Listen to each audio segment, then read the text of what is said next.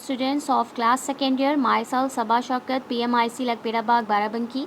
बच्चों, जैसे कि आप लोगों को पता है कि आपका first chapter reproduction in organism यानी कि जीवों में जनन का चैप्टर कंप्लीट हो चुका है और आज मैं आपको उससे रिलेटेड क्वेश्चन आंसर बताने जा रही हूँ जो आपके बोर्ड एग्जाम्स में आते हैं।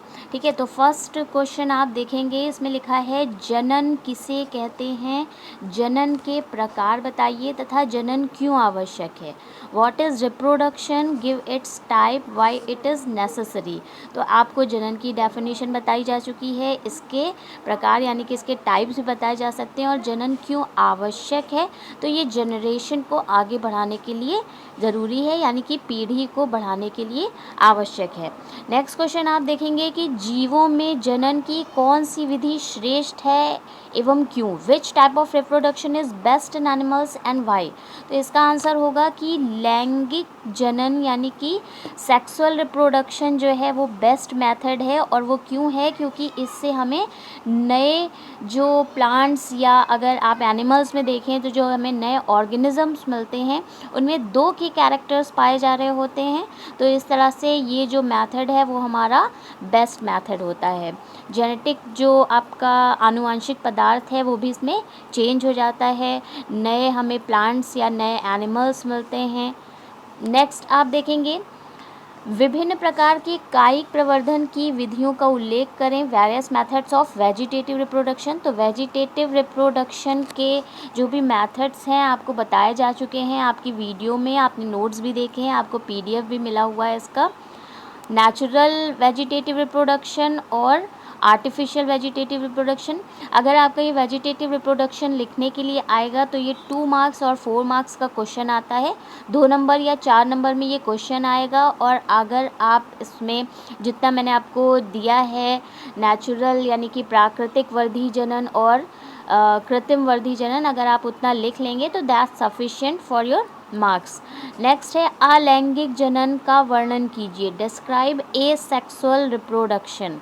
तो अलैंगिक जनन क्या है, डेफिनेशन उसकी, और उसके बाद उसके टाइप्स कौन कौन से हैं ये भी आपको डायग्राम के साथ आपको बताया गया है और आपको यही लिखना होगा, तो आप इसकी भी प्रैक्टिस कर लेंगे। नेक्स्ट है अलैंगिक जनन के लाभ व हानियाँ बताइए। तो अलैंगिक जनन यानी एसेक्सुअल रिप्रोडक्शन के लाभ क्या होते हैं, कि जैसा कि आपको पता है एसेक्सुअल रिप्रोडक्शन क्या होता है कि बाय ओनली वन पेरेंट यानी कि केवल एक जनक के द्वारा होता है, जिससे इसमें जो पौधे मिलते हैं या जो एनिमल्स मिलते हैं उनमें जेनेटिक इन्फॉर्मेशन यानी कि जो आनुवांशिक सूचना है वो चेंज नहीं होती है। और केवल एक पेरेंट से मिलने के कारण जो हमें जीव मिलते हैं वो कैसे होते हैं, क्लोन होते हैं, यानी कि एग्जैक्ट डुप्लीकेट मिलते हैं। ठीक है, और इसके बाद है इसका डिसएडवांटेज क्या है, इसकी हानियाँ क्या हैं। तो इसकी हानियाँ भी यही है कि क्योंकि ये केवल एक जनक से होता है तो इसलिए हमें कोई भी जेनेटिक चेंज नहीं मिलता, आनुवांशिक बदलाव नहीं मिलता है, जिसकी वजह से जो आने वाली पीढ़ियाँ हैं वो कमज़ोर होती जाती हैं। नेक्स्ट आप देखेंगे कि कायिक प्रवर्धन के लाभ व हानियाँ बताइए। जैसा कि आप यहाँ देख रहे हैं कि ये मोस्ट इम्पॉर्टेंट क्वेश्चंस हमारे हैं। वेजिटेटिव रिप्रोडक्शन के एडवांटेजेस और डिसएडवांटेजेस आपको बताने हैं। तो वेजिटेटिव रिप्रोडक्शन का एडवांटेज, जैसा कि आपने बहुत सारे वेजिटेटिव रिप्रोडक्शंस देखे थे जिसमें कि ग्राफ्टिंग था, बडिंग था, कटिंग था, कलम लगाना। ठीक है, तो इसका जो एडवांटेज है वो यही है कि आप इसे बगीचों में और इसके कम यानी कि आर्थिक महत्व इसका जो होता है वो बहुत ज़्यादा होता है, लेकिन आपको जो पैसा लगाना पड़ता है इसमें वो बहुत ही कम लगाना पड़ता है। तो और इसे नॉर्मल कोई भी इंसान अपने बाग बगीचों में कर सकता है। जैसे कि मनी प्लांट है तो उसकी जड़ों को काट करके उसके बाद हम उससे नया पौधा लगा सकते हैं। एलोवेरा है उससे हम नया पौधा लगा सकते हैं। आलू की आँख को काट करके उससे नया पौधा लगा सकते हैं। तो इस तरह से इसके ये एडवांटेजेस हैं, इसकी ये लाभ हैं। और इसके बाद इसकी हानियाँ यानी कि डिसएडवांटेजेस क्या है। इसका डिसएडवांटेज ये है कि जो हम लोग प्लांट्स लगाते हैं वो बहुत ही पास पास लगाए जाते हैं, और पास लगाने की वजह से जो भोजन और जल की जो पूर्ति इन्हें मिलनी चाहिए वो पूरी नहीं मिल पाती है, ठीक है। और ये भी आप कह सकते हैं कि इनको पीढ़ी दर पीढ़ी आगे फैलने के लिए बहुत ज़्यादा स्पेस नहीं मिल पाता है। नेक्स्ट आप देखेंगे economic importance of vegetative reproduction, कायिक प्रवर्धन का आर्थिक महत्व बताइए।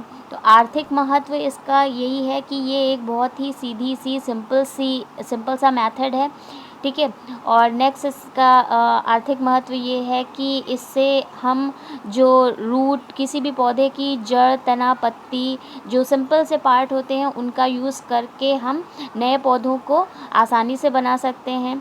और एक और मैं चीज़ बताना भूल गई आपको कि वेजिटेटिव रिप्रोडक्शन की हानियाँ जो हैं, हानियों में ये भी होगा कि वेजिटेटिव रिप्रोडक्शन भी क्या होता है कि हमें जो प्लांट्स या एनिमल्स, जो जीव मिलते हैं हमें, उनमें कोई भी आनुवंशिक चेंज नहीं होता है और नई अच्छी जातियाँ हम लोग प्राप्त नहीं कर सकते। लेकिन अब इसमें काफ़ी चेंज हो रहा है, जैसे कि आप देख सकते हैं कि ग्राफ्टिंग मेथड आपने देखा, ग्राफ्टिंग मेथड का रोपण, उसका यूज़ करके हम लोग दो प्लांट्स को आपस में मिला करके एक नए पौधे का निर्माण करते हैं जिसमें दो के कैरेक्टर्स पाए जा रहे होते हैं, ठीक है। नेक्स्ट आप देखेंगे सूक्ष्म प्रवर्धन या ऊतक संवर्धन, यानी कि माइक्रो प्रोपगेशन या टिश्यू कल्चर क्या है। ये बहुत ही इंपॉर्टेंट क्वेश्चन है, 4 मार्क्स का क्वेश्चन होता है। मैंने आपको इस चैप्टर में अभी नहीं बताया है क्योंकि इसके आगे का जो आप चैप्टर पढ़ेंगे इम्प्रूवमेंट इन फूड प्रोडक्शन, यानी कि बीजों में सुधार का जो आप बीजी पौधों में सुधार का जो आप चैप्टर पढ़ेंगे उसमें आपको डिटेल इसका पढ़ने के लिए मिलेगा इसका, तो मैंने आपको यहाँ पे नहीं बताया है, ठीक है। तो इन चीज़ों को आप अच्छी तरीके से प्रिपेयर कर लीजिएगा। इसके साथ ही मैं आपको बुक की PDF भी भेज रही हूँ, जो भी आपको प्रॉब्लम है वो आप इससे सॉल्व कर सकते हैं। अगर कोई भी प्रॉब्लम है तो आप मुझे कमेंट बॉक्स में पूछ भी सकते हैं। Thank you so much.